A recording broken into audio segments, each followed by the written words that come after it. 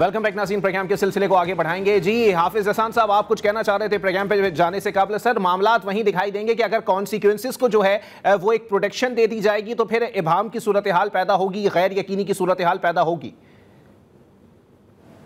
علی، ایک تو یہ دیکھیں کہ 26ویں آئینی ترمیم نہیں بھی آئی تھی تو پاکستان کی سپریم کورٹ میں انٹرنل رفٹ تھی، اور آپ کو پاکستان کے دوسرے ہائی کورٹس میں بھی، اسپیشلی اسلام آباد ہائی کورٹ میں نظر آئی تھی۔ تو لہذا یہ کہنا کہ 26ویں آئینی ترمیم اس ساری بون آف کنٹینشن کی بنیاد ہے تو یہ مناسب بات نہیں ہے۔ اب دوسرا اس چیز کے اندر یہ ہے کہ جب سے 1973 کا کانسٹیٹیوشن آیا 25 آئینی ترمیم آ چکی ہیں، پاکستان کی سپریم کورٹ نے کبھی بھی کسی ایک امینڈمنٹ کو ultra vires of the constitution یا basic structure against the constitution جو ہے وہ نہیں قرار دیا۔ تیسرا یہ ہے کہ کبھی بھی اس طرح نہیں ہوا۔ آپ دوسری دو امینڈمنٹس میجر تھی جو پاکستان کی سپریم کورٹ میں اندر آئیں، ایک 18ویں تھی اور ایک 19ویں تھی۔ اب اس کے اندر بھی آپ دیکھیں کہ جب 18ویں ترمیم کا آپ کا معاملہ آیا تو اس کا فیصلہ جو ہے کچھ 6-7 سال بعد جا کے اس کے اندر آیا تھا، اور اسی طرح آپ کا 19 امینڈمنٹس کا والا معاملہ تھا۔ تیسرا اس چیز کے اندر یہ ہے کہ جب آپ کی ٹرائکوٹمی آف پاور پہ آپ بلیو کرتے ہیں کہ آپ کی ایگزیکٹو ہے، آپ کی پارلیمنٹ ہے یا آپ کی سپریم کورٹ ہے، اب تینوں چیزیں جو ہیں ان کے اپنے اپنے رولز ہیں، اپنے اپنے فنکشنز ہیں۔ اب یہ ہو نہیں سکتا کہ سپریم کورٹ صرف اس لیے اپنا کام نہیں کرتی کہ جی پہلے ہم اس چیز کو جج کر لیں کہ جی 26ویں آئینی ترمیم ٹھیک ہے یا 26ویں آئینی ترمیم ٹھیک نہیں ہے۔ میرا یہ خیال یہ ہے کہ چونکہ سپریم کورٹ پچھلے 10-12 سال سے آپ اس کانسٹیٹیوشنل ہسٹری کی طرف دیکھیں تو اس نے ایک جوڈیشل اوور ریچ آپ کو نظر آئے گا، چاہے یسر رضا گیلانی صاحب فیصلہ آئے، پاناما والا کیس آپ کو نظر آئے، 62(1)(f) آئے، 63(a) آف دی کانسٹیٹیوشن آئے، تو ان چیزوں کے اندر آپ کو ایک نظر آئے گا جو جوڈیشل اوور ریچ تھا۔ اور الٹیمیٹلی وہی ہے کہ وہ یہ سمجھتے ہیں یا سمجھتے تھے کہ جو ہم کہتے ہیں وہی پاکستان کی قانون یا آئین کی تشریح ہو سکتی ہے، اور ایک ٹریڈیشن سی آپ کو، یا آپ اس کو ریڈنگ انٹو دا کانسٹیٹیوشن میں جاتے تھے، ری رائٹنگ آف دی کانسٹیٹیوشن یا اسٹیچوٹس کے اندر جاتے تھے، جو کسی حد تک جا کے جو ہے وہ کانسٹیٹیوشنل جو آپ کا بینچ بنا یا آپ کی 26ویں ترمیم آئی، ویزا ورس جو پارلیمنٹ تھا، آپ نے دیکھا کہ پریکٹس اینڈ پروسیجر جو ہے ابھی نوٹیفائی نہیں ہوا، اور پاکستان کی سپریم کورٹ بیٹھتی ہے اور اس کا جو ہے وہ اسٹے آرڈر جاری کر دیتی ہے۔ تو مائنڈ سیٹ تو ایک تھا۔ دوسرا اس چیز کے اندر یہ ہے کہ اگر آپ نے 26ویں آئینی ترمیم کے اندر ہے، اس میں آپ کو اس وقت 3 کیٹیگری نظر آئیں گی۔ ایک وہ ہے کہ جو یہ سمجھتے ہیں کہ یہ ترمیم ٹھیک نہیں ہے اور اس کا اظہار بھی کرتے ہیں، انڈیپینڈنس اور جوڈیشری کے نام پہ بھی کرتے ہیں، یا یہ کہتے ہیں کہ انہیں سنا جائے۔ اگر کوئی جج یہ کہتا ہے کہ اس کیس کو سنا جائے تو اس کا مطلب یہ ہے اس کا انٹرسٹ ہے، اور وہ اس انٹرسٹ جو ہے اس کی ایکسپریشنز بھی آپ کو نظر آتی ہے۔ دوسرے وہ ہیں کہ جو آپ کو اس کے بینیفیشریز نظر آتے ہیں بقول دوسری سائڈز کے، کہ جی یہ چونکہ کانسٹیٹیوشن بینچ میں بھی آ گئے ہیں اور اس بینچ کی تعداد اب 12 یا 13 ہو گئی ہے۔ اب تیسرے وہ ہیں کہ اس جو آپ کی ترمیم آئی ہے اس کے اندر 175(a) کے بعد جو سپریم کورٹ کے اندر ججز آئے ہیں، جو آپ کی 25 کی آپ کی اسٹرینتھ آئی ہے، تو پھر اگر تینوں ہی جگہ کانفلکٹ آف انٹرسٹ آپ کو نظر آ رہا ہے، ایک کہہ رہے ہیں کہ غلط ہے، دوسرے بینیفیشری ہیں، تیسرے اس وجہ سے آئے، تو پھر کون سی پاکستان کی سپریم کورٹ جو ہے 26ویں آئینی ترمیم کو سنے گی؟ اس کا فیصلہ جو ہے میرا یہ خیال یہ ہے کہ پارلیمنٹ پہ چھوڑ دینا چاہیے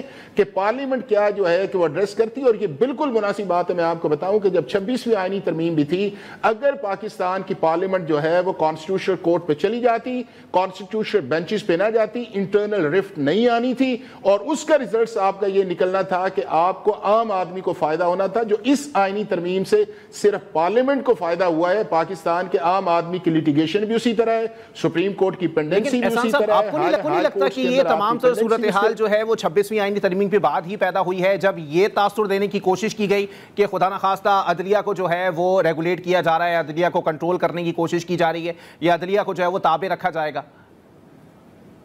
نہیں دیکھیں، آپ یہ دیکھیں کہ آپ اگر دیکھیں اپوائنٹمنٹس کا آپ پروسیس دیکھ لیں یا جوڈیشل فنکشنز آپ دیکھ لیں، 2010 کے اندر جب 18ویں ترمیم آئی تو پارلیمنٹ نے کسی حد تک، دنیا کے اندر بھی ہے کہ ایک آپ مکس کرتے ہیں جس کے اندر آپ کی پارلیمنٹ ہے یا آپ کا جو آپ کی جوڈیشری ہے وہ بیٹھ کے اپوائنٹمنٹس کرتی ہے، دنیا کے بہت سارے ملکوں کے اندر ایک ایگزامپلس ہے۔ لیکن پاکستان کی سپریم کورٹ ریئیکٹ کیا، انہوں نے کہا کہ نہیں 19ویں آئینی ترمیم آنی چاہیے، نہیں تو 18ویں ہم فارغ کر دیں گے، اور اس کے اندر جوڈیشری جو ہے وہ آپ کو ڈومیننٹ پوزیشنز کے اندر آئی. اب اس جوڈیشری نے 10-12 سال 14 سال اپوائنٹمنٹ بھی کی, اس کے فنکشنز بھی آئے ہیں. وسیم بیٹھے ہوئے ہیں, پاکستان کے سارے جو جسٹس سیکٹر سے تھے سب کا خیال یہ تھا کہ 184(3) جو ہے اس کو ریگولیٹ ہونا چاہیے, اس طرح سو موٹو ایکسرسائز نہیں ہونی چاہیے. چیف جسٹس کو ماسٹر آف روسٹر کی بجائے بینچ کی کمپوزیشن ریسٹرکچر ہونی چاہیے. رائٹ آف اپیل آرٹیکل 184(3) کے اندر جا کے دینا چاہیے. اور ایک یہ تھا کہ اگر 2008 کے اندر تمام پولیٹیکل پارٹیز سی او ڈی پہ تھیں اور ایک کانسٹیٹیوشنل کورٹ تھا, تو کانسٹیٹیوشنل کورٹ بننا چاہیے, چونکہ ان پولیٹیکل کوسچنز کی وجہ سے پاکستان کے عام آدمی جو ہے اس کا 20 سے 25 سال سیول کیس لگتا ہے, 12 سے 15 سال 18 سال اس کا کرمنل میٹرز لگتا ہے, اس کو ایڈریس ہونا چاہیے. اب اس کو جو ہے کہ جب وہ امینڈمنٹس پہ بات آئی, اس کے اندر ایک پولیٹیکل پارٹی نے کہا کہ نہیں کانسٹیٹیوشنل کورٹ نہیں ہونی چاہیے, بلکہ یہ ہے کہ اس کے اندر جو ہے آپ بینچ پہ جائیں. اب یہ ہے کہ نٹشل یہ ہے کہ 26ویں آئینی ترمیم کے اندر علی جو اس وقت کانسٹیٹیوشنل سکیم ہے اس کے اوپر ہمیشہ انگلیاں اٹھتی رہیں گی, چاہے آرٹیکل 175(e) ہے یا کانسٹیٹیوشنل بینچ کی کمپوزیشن ہے یا سپریم کورٹ کے اندر ایک سپریم کورٹ کا کانسیپٹ ہے. ان تینوں چیزوں کو امیڈیٹ ایڈریس کرنا چاہیے پارلیمنٹ کو, اور اس کے لیے جو ہے ایک انڈیپینڈنٹ سسٹم جو ہے لائک مینی ادر کنٹریز جو ہے جو کامن لا ورلڈ کے کنٹریز ہیں یا سول لا کنٹریز ہیں, ہمیں کانسٹیٹیوشن میٹرز کے لیے constitutional high court, constitutional supreme court, اور ریگولر میٹرز کے لیے آپ انہیں جائیں, اور اس ملک کے اندر ٹائم باؤنڈیڈ جسٹس وسیم ملک صاحب سے اس کا میں جواب لینا چاہوں گا. ختم کریں اور ججز ڈسکریشن کو سٹرکچرڈ کریں. جی وسیم, جہاں تک حافظ صاحب نے بات کی کہ جی بالکل اس میں کوئی شک نہیں, ہمارا ماضی جو ہے وہاں پالیٹکس ہماری جو ہے انفارچونیٹلی جوڈیشری سے کنٹرول ہوتی رہی ہے, لیکن اس کا کسی صورت یہ حل نہیں ہو سکتا کہ پھر ہم اس کے مقابلے میں پولیٹیکل اوور ریچ جو ہے وہ ہم کر دیں. چھوٹی سی مثال میں آپ کے سامنے رکھ دیتا ہوں. حافظ صاحب نے خود بتایا 18ویں آئینی ترمیم آئی, اس میں آئین کے آرٹیکل 175 میں جو کہ جوڈیشل کمیشن کے حوالے سے تھا, اس میں ایگزیکٹو کو حصہ دیا گیا, تو اس وقت کی جوڈیشری نے اس پہ ریئیکٹ کیا کہ یہ جو سیگمنٹ ہے یہ صرف جوڈیشری کا ہے, تو پارلیمنٹ کو پھر 19ویں ترمیم کرنی پڑی. اب موجودہ اگر 175 اس بار بھی چھیڑا گیا ہے, جوڈیشل کمیشن آف پاکستان کو تبدیل کیا گیا ہے, اب جتنے بھی کانسٹیٹیوشنل میٹرز آتے ہیں, پولیٹیکل معاملات آتے ہیں, تو حکومت وقت یا ایگزیکٹو اس میں براہ راست فریق ہوتی ہے. تو سوال یہاں پر یہ پیدا ہوتا ہے کہ جو ایگزیکٹو جو اس وقت جوڈیشل کمیشن آف پاکستان میں اکثریت سے ہے, وہ کس طرح سے ایک ایسے بینچ کا تعین کر سکتی ہے جو انہی کے مقدمات خود سنیں گے.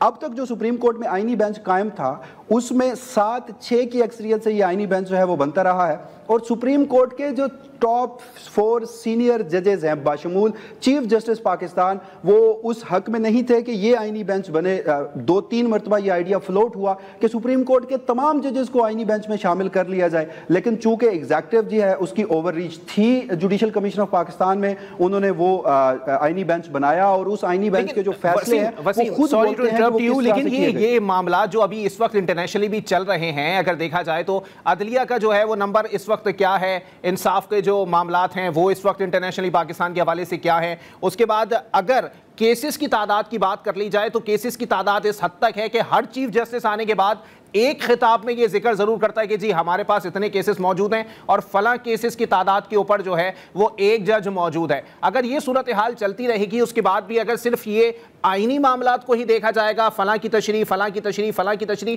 تو پھر عام آدمی کو انصاف کے لیے ظاہر سی بات ہے پھر ٹھوکریں کھانے پر مجبور ہونا پڑے گا. دیکھیے ڈیٹا اس بارے میں کیا کہتا ہے. ہم نے سپریم کورٹ آف پاکستان میں 26ویں آئینی ترمیم کے بعد جو جوڈیشری میں تبدیلیاں کی, اس وقت ایک چیز متواتر یہ کہی جاتی تھی کہ سپریم کورٹ میں جو کیسز کا برڈن ہے وہ زیادہ ہے, زیر التوا مقدمات بہت زیادہ ہیں, لیکن ہمیشہ سپریم کورٹ کے ہی زیر التوا مقدمات کو ڈسکس کیا جاتا ہے. جو آپ اپنی پوری جوڈیشری میں دیکھیں تو اس میں تقریباً کو 2% بنتے ہیں, 98% باقی جو ہیں ان میں 17% جو پھر 5 ملک کی ہائی کورٹس کے ہیں, اور پھر 80% سے زائد ایسے کیسز ہیں جو ہماری ماتحت عدلیہ سے ہیں. تو اس کے بارے میں نہ تو 26ویں آئینی ترمیم میں کوئی ذکر تھا. تو احسان صاحب یہی کہہ رہے ہیں, وسیم احسان صاحب یہی کہہ رہے ہیں کہ جی ایک جو ہے وہ جوڈیشل واضح طور پر جو ہے وہ آئینی طور پر ایک جو ہے وہ لوکل کورٹ بنانی چاہیے, ایک ہائی کورٹ بنانی چاہیے, ایک سپریم کورٹ بنانی چاہیے, آئینی لحاظ سے آئینی بینچ یا پھر آئینی عدالت کا قیام جو کہ پوری دنیا میں ہوتا ہے. بالکل ٹھیک ہے. اس میں اب یہاں پہ بات کیا ہے, دیکھیے آئینی عدالت پہ اگین ایک ڈیبیٹ شروع ہو جائے گی کہ اس میں آئینی بینچز میں یا اس آئینی عدالت میں سپریم کورٹ کے کون سے ججز جائیں گے, ان کا انتخاب کون کرے گا, وہ جو فورم ہوگا اس میں کیا اگین ایگزیکٹو کی اوور ریچ نہیں ہوگی. تو جہاں تک یہ 26ویں آئینی ترمیم تھی اس کے تھوڑے سے پس منظر میں جائیے تو ایک مخصوص نشستوں کا فیصلہ آیا تھا, اس پر میں نہیں یا حافظ صاحب نہیں, حکومت کے اپنے وزراء فلور آف دا ہاؤس کس طرح سے گفتگو کرتے رہے, ان ججز کے حوالے سے کیا گفتگو ہوتی رہی, تو اس سے آپ کو چیزوں کا اندازہ ہو جاتا ہے. بات کریں گے ایک بریک کے بعد, پروگرام کو یہیں سے کنٹینیو کریں گے.